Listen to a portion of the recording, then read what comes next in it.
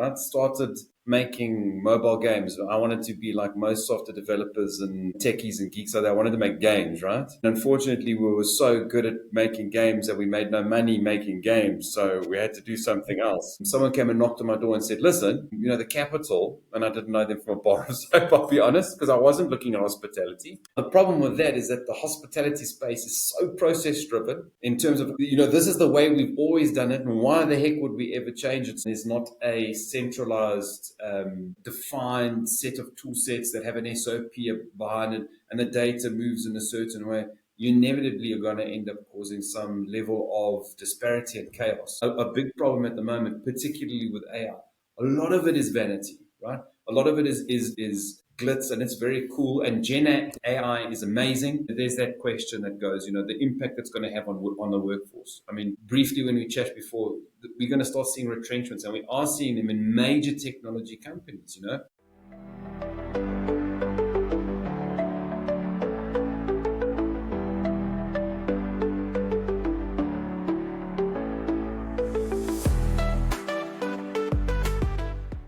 Welcome back to the Scrums.com FinTech Arena. I'm your host, Chase LaRue, and we're excited to welcome you to the ultimate podcast for FinTech leaders. Today, we're going to be taking a deep dive into digital transformation in the AI in AI in the hospitality industry, and our main focus is going to be talking through the massive complexity, the multiple customer touch points, and ultimately how to create operational efficiency in the sector. We're joined by José Soares, the CTO of the Capital Hotels and Apartments. And a little intro on José. He has nearly 2 decades of experience across fintech, mobile payments, gaming, telecoms, you name it, and now in the hospitality space. And he's currently applying all that he's learned over these years into how to lead digital transformation and embed AI into the day-to-day operations of the capital specifically, which is one of South Africa's fastest growing hospitality groups. So José, we're super excited to have you, man. Welcome to the FinTech Arena. It's great to have you here. Thanks, Chase. It's a real privilege to be able to share some of my experience and thoughts with you guys. Yeah, super excited to get into it, man. And José, normally a great place to start is, as mentioned, you've had an incredibly diverse career across, fintech, gaming, telecoms, as I mentioned, and now in hospitality and being at the capital for about 6 years. What drew you to the hospitality industry? And was there sort of like a aha moment that said, right, I've got this whole bunch of experience. What made you join Capital Hotels? To be honest, I didn't go out looking for it. Like you said, the background or the history there is very different, right? Started making mobile games. I wanted to be like most software developers and techies and geeks. So I wanted to make games, right? And unfortunately, we were so good at making games that we made no money making games. So we had to do something else. And then got involved into app development during that time when obviously there was a lot of bespoke apps needed to be made. And that eventually led us to making fintech products, working in lotteries, in gaming, with telecoms, a whole diverse bunch of things, right? And had a business. We sold the business into a big group. And after being there for like a decade, hearts didn't align with that core of that business, sold out, left, and started consulting. And, consulting I was consulting for doing lotteries in Africa and broader Africa. And it's not a nice business because it's heavily regulated and a lot of involvement with government, and it's not pleasant working with any government, So inevitably what happened was someone came and knocked on my door and said, listen, the capital, and I didn't know them from a bar of soap, I'll be honest, because I wasn't looking at hospitality. I was still very much in lottos, gaming, and telco work, So they said, look, they're very innovative. They're looking for someone to come in and just really, dial up the needle. And I think the timing was just right because I think I was so fed up with being in that space and I wanted to try something new. And it was a white canvas or blank canvas, if you understand what I mean. I thought, you know what, let me go and take this jump. What I didn't know is that 6 months after that, COVID was going to hit and hospitality space was one of the most smashed space. But luckily, as fate would have it, I joined probably one of the most adaptive groups within the country. I mean, not only did we survive COVID,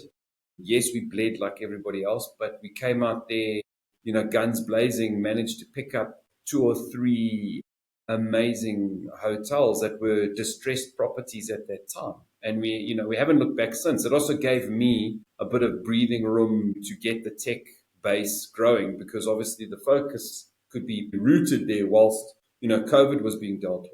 So no, it wasn't by any desire. I started there. Obviously, I'm Portuguese, and my parents had restaurants. I've been in hospitality from a young age. And when I left that space, I said, never again. And here I And am. here you are, yeah. Okay, well, I mean, it sounds like you love solving complicated problems. Specifically gaming. I was going to say gambling, but sort of that fintech space that you've gone through. Understand, myself. We also don't do too much work with the government, but I think you've clearly joined a place that allows you to uh, express what you're wanting to do, right? And I think that it's interesting to me because hospitality itself can sometimes be, well, it's worked like this for a very long time. Like I'm happy with, I don't know, communicating with staff on WhatsApp. Seen that quite a lot, seen it quite frequently. But I suppose sitting in this innovative space that you are in, with your experience in the background, has that experience helped you solve technology challenges in hospitality, or is it completely different? To some degree, it's different, and I think that was probably one of the reasons that the executive here went looking for a person like me. They didn't go and find a technologist who had been in the hospitality space, because they wanted somebody to come in who was going to look and approach obviously things from a different perspective, right? Now, the problem with that is that the hospitality space is so process driven in terms of, this is the way we've always done it. And why the heck would we ever change it? So as much as I love obviously innovating, you can imagine how infuriating it's been trying to get people to get on the bus. Yeah. So luckily, the belief and the understanding, obviously, from the team around me is that this is the direction that we've had to go into, and it's had massive, obviously, impacts for the business. Not without its challenges, but definitely, and being able to draw from the experience, from everything, even payments, because in hospitality, payments is such a massive component. You're accepting payments before someone arrives, when they're in stay, after they've been here, for corporates, for leisure, for all kinds of things, from OTAs, from booking channels. So having an understanding of how the payment sector works. Also, I've been able to work with banks and negotiate rates and things like that. Typically, people don't, understand these things, and start tokenizing payments. So definitely, you draw from all those things, and you draw from the gaming side. You draw from the gamification. You draw from when you're creating guest experiences on a mobile app or a website, you draw from those experiences because you understand how the mind works and the brain works, and the lotto side, the addictive nature of things, you understand what people want to repeat doing. Not that I want to make lotteries and make people gamble, but you draw from those things. Absolutely. So I mean, it's interesting, right? Because I mean, it doesn't matter. There's this term that I think everyone's been using for far too long, and it was always this.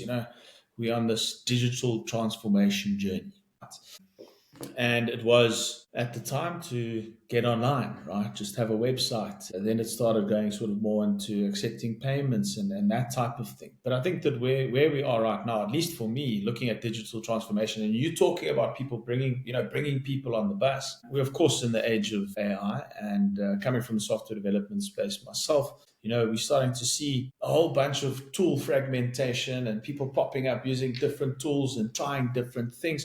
How complicated has that been in trying to say, right, okay, now everyone's almost too much on the bus. We need to slow things down, or we need to do it, or actually screw that. Let everyone just, use their own narrative and use whatever tool it is and go out there.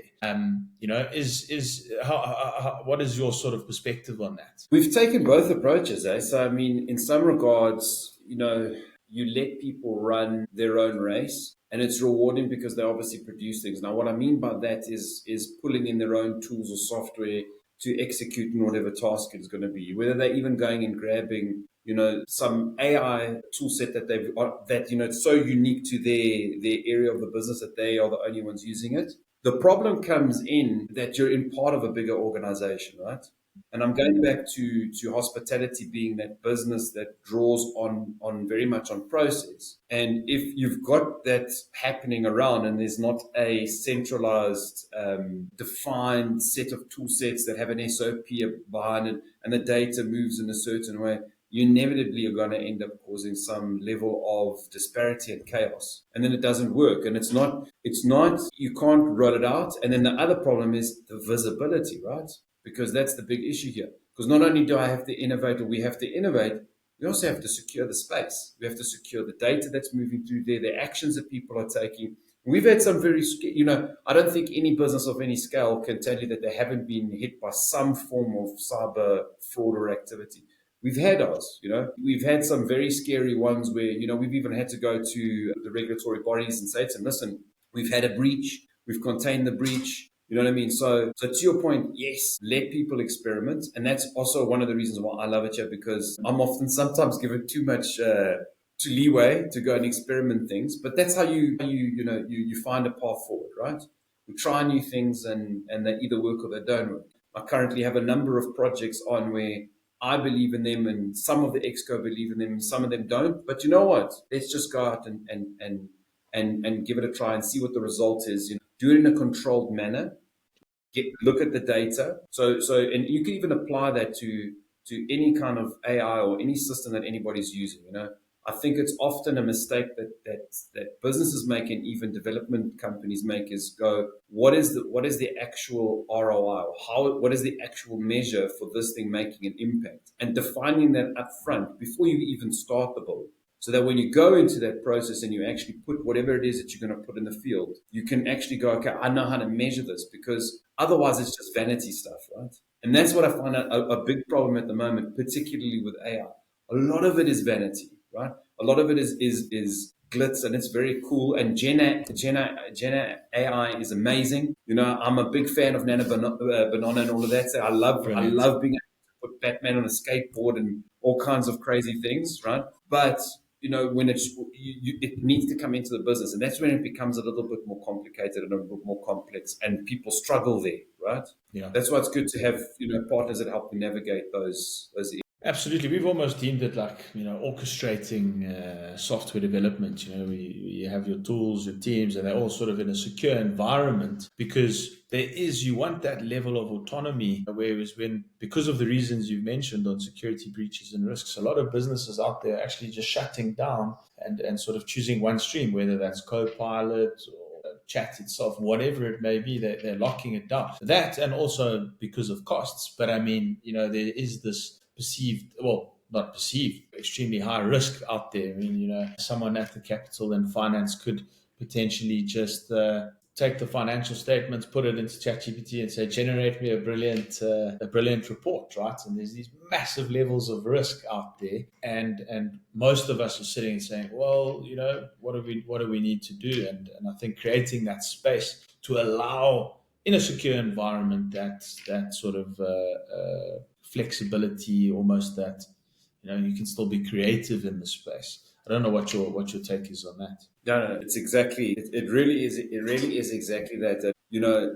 Damned if you do and damned if you don't, right? So you need to give people the ability to experiment like that, and the freedom to feel like they have the ability to empower themselves at their roles. But then you also need to have the governance inside of it and understand how you're going to do it. I think there's also an opening there for people to make a bigger impact on an organization if they have those abilities, and create something that can support other structures of the business. And I'm an F&B manager you'd never thought would be able to do something like, I can go and have that person can go and have a significant impact on the business in a way that they never even ever dreamed of. But it comes down to compliance and regulation, and it's very difficult, when it comes to managing and monitoring data without having very, very expensive tooling that's looking at the way information is moving around your organization, its networks. And then the problem is you get into that catch-22 we spoke of, right? Where you go from being this entrepreneurial, no red tape business to going, shit, guys, we're back. We're a bank. Yeah. I can't go and look at, I don't know, rental flats on an Airbnb now all of a sudden because That's not an approved site. And we haven't done that to that degree, but we went in and we put a proper zero trust policy down. Yes, it changes the dynamic a little bit, but when you've got 1,000+ employees, how else, can you manage it? It's impossible. And that's where the governance, like you're speaking about, and I think we're going to heavy into the governance side of things here, but that's Yes, but yes. that's really where ultimately how you end up there as a bank. Thousands of employees. You can't monitor them like you would a buddy system. When it's just Yeah. a startup there with three guys, and go on the internet and Google everything, click every button. If we get hacked, we've got no data. 100%. And I think that's it, right? It's almost like everyone is becoming a bank, but not in the term that we know. It's actually just a data bank, right? Responsible for a whole bunch of data. And I suppose, we've spoken a little around the team, the business impact, and that type of thing. But for you, Jose, like, how has AI made an impact on you? Could be As a person, personally, could be personally, but I mean, where's it made the biggest impact for you, right? Is it personally? Is it in the business to say, well, we actually can fix our customer experience, or like you gave Nano Banana example, whatever it is, those are fun things. But like, how's it made the biggest impact for you as Jose? so I think, look, let's talk in two veins. Personally, there's an existential question, right? Which I think we can have a whole separate podcast on, and someone like you said, I've been in IT employed for 20 years. I've been trying to get into that space for 30 years. I'm a person that grew up with computers I can't even tell you. I mean, my first computer went from a Spectrum to a Commodore 64, and I've tasted everything.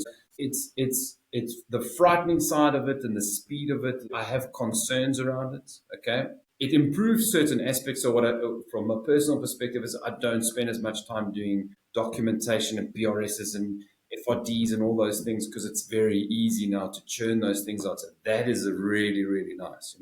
Helps also with the thinking and the rest of it. But there's an existential, there's that question that goes, the impact it's going to have on the workforce. I mean, briefly when we chat before, we're going to start seeing retrenchments, and we are seeing them in major technology companies. Yeah. And I even know here, when I speak to, like, let's pick on the finance department, because we all know that's probably one of the easiest areas in the business, and where AI comes in and just eclipses.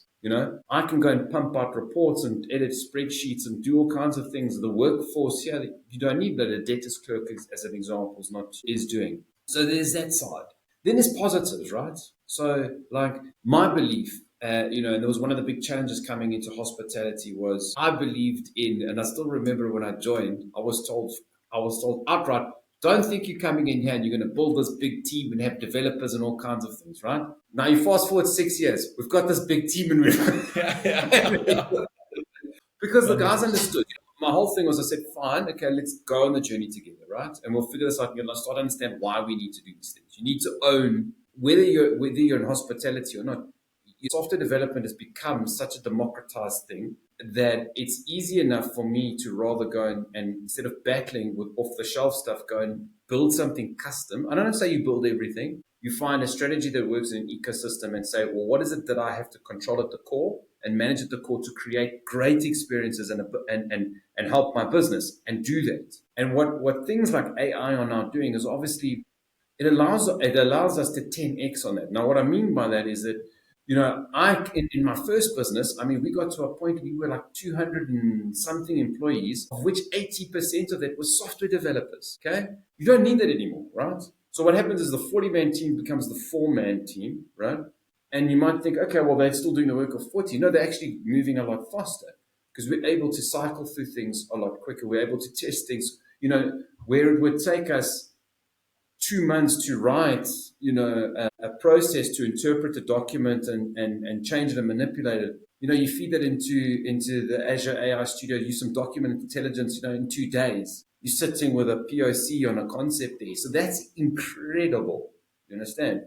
And being able to draw from those libraries, which means that, if you've got the courage, you've got the cojones, as a business, you can move through and start tackling some of those challenges head on, because you don't have to have that be intimidated by the fact that it's going to cost an inordinate amount of money. And then it's only, for the very big businesses, and it's only for the very technical. It's not. It's very accessible. And I think that's one of the main driving factors, is I always kind of try and say to everybody in the hospitality space, or anybody that I meet, and say, like, just go and do it. You'll be surprised that it's not that expensive. Okay, it is. I think it's going to find a middle ground somewhere, because I think the prices that have historically been charged in those spaces for those services will be challenged, and they will have to come down. But then I think what you'll find is it'll find a balance in that more's being done. You understand? So it's not less of a big prices, but it's more of a moderate price, but it makes sense. So both industries can move in positive ways. So once you got to rein me in here, because otherwise I'm going to No, run I off. think that was spot on, right? And it was, it answered it sort of at the end there. I wanted to say because you're clearly passionate about this, right? For CTOs or other technology leaders, they are, everyone is currently wrestling with AI adoption. And we spoke a little bit about the risks. We spoke a little bit about the governance. We've touched a little bit on how we need to be exploring but cautious at the same time. But I suppose one of the more challenging things is there's a lot of noise. There's a new tool every single day. How can a leader like yourself apply AI where it actually works by cutting out the noise, right? And it's quite a complicated question, but in terms of there's so much. How do you hone in and say, right, this is where I need to spend my time? That's, for me, I don't think that question, I honestly don't think the answer, in my opinion, okay, I don't think the answer's changed. It's always, when you look at a business, you look at two factors. Where am I bleeding? Where do I make money? Okay.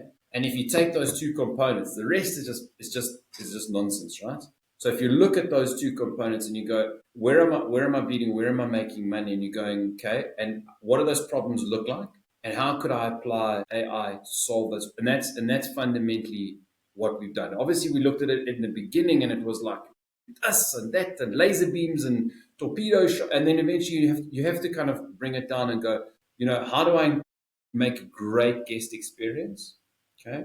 How do I make it easier for my staff? And how do I generate more money? And if you just focus on those little pieces and you bubble out and you just make a hierarchy of what's the most urgent and work through it down to it, I think I believe that's the way in obviously in which to tackle it. Brilliant. And I know that from a existential perspective, you said, geez, don't know really where AI is going, but I want to know from a business perspective, what do you think the hospitality industry is going to look like in 3 to 5 years? It doesn't sound broad, right, to anyone that's not in the tech space, but 3 and 5 years is almost double the amount of time. So let's say 3 years. Yeah. So look, this is the key here, right? So I think, and I don't speak for all groups, because I think they each have their own complexity. So anyone listening to this might go, yeah, but that's okay. It's my opinion. So I'm just trying to give you my kind of view on it. Is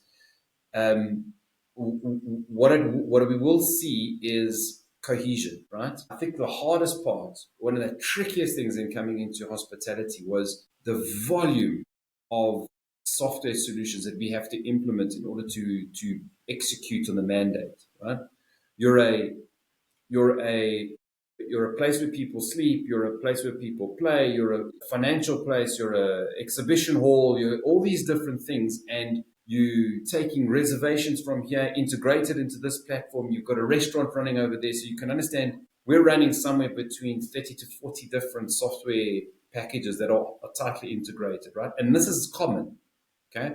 The more diverse, if you go into the big brands in the world, they have got even like subsidiaries where they run on their own niche groupings of software. So there's not even consistent across that group. So what I think we'll start to see is a lot more cohesion. Now, what I mean by that is these layers being able to talk together a lot better, right? Because you're going to have a lot more proficiency. People understand that the API structures, the openness there, the ability for these elements to talk to each other, coming together, right? Now that inserts itself, because the more accessible it comes for you and I, you can imagine for an AI, it becomes even easier to interpret those things and to be able to do a data transfer. And then the critical component there is the data itself, right? Being able to get healthy, clean, sanitized data in a way that is orchestrated across all these things, so that from a natural kind of language or from anybody interrogating their platform, they'll be able to actually derive that information. That's where the space for me is shifting. So you've got a lot more coming together. And I think the rats and mice that have been maybe playing in those grays. So in other words, systems that have been born out of the fact that very hard to do data and very hard to do that, probably falling away, potentially falling away or changing the nature of their business. We've been attacked. I mean, I personally, because of I don't know how many chatbots I get told I need to have for my hospitality group in a day, and no, it's just and everybody is trying to sell everything. So there's too much at the moment, and that's normal. And the ones that find their way in will obviously float away, will stay around, and the others will float away. And I think we'll get a lot more rigid. And I would like to see less doing more. So in other words, us needing to do fewer integrations and manage those, and managing the disparity between the information. That's where this really needs to shift. And I do think it's going to shift in that way. I mean, some of the PMSs that are coming out are really approaching the build of their software in the right philosophies in terms of how their data architecture and their frameworks work, as opposed to some of the stalwarts that have been in the industry for 20 years. They've almost got the same problem, and I'm speaking from my experience having worked with banks. They've got that technical debt where they're stuck and they can't break out of that situation without a huge expense coming their way. So that's really what hospitality, and it's great experiences for the staff, great experiences for the guests, and hopefully for us as the hoteliers is ways to bring down cost and complexity. Awesome, Jose. That was a solid answer. Thank you so much. And then last question here. What's your favorite book and why? Don't do that to me. So, ashamedly so. I only read certain types of books. If anybody's ever met me, I'm a Batman fan. I've got Batman tattoos and a Batman this and a Batman that. So the books that I typically read have drawings in them and bubbles inside of them. Brilliant. My knowledge comes from podcasts. So Okay. I sit and listen to podcasts, and ashamedly so I should probably read more than just a comic book, but you've also got to get your kick somewhere. No, brilliant, Jose. Thank you so much, man. And it's a pity, but it is the end of this episode. So a special thank you to you, Jose, for sharing your time and expertise. And to the listeners, if you found today's conversation valuable and you want to stay ahead of trends, subscribe and join us next time as we continue to uncover the stories and strategies behind the world's most influential fintech leaders. Until then, keep innovating. And remember, the future of finance is just a conversation away. Thanks, Chase. Thanks, everybody. Ciao.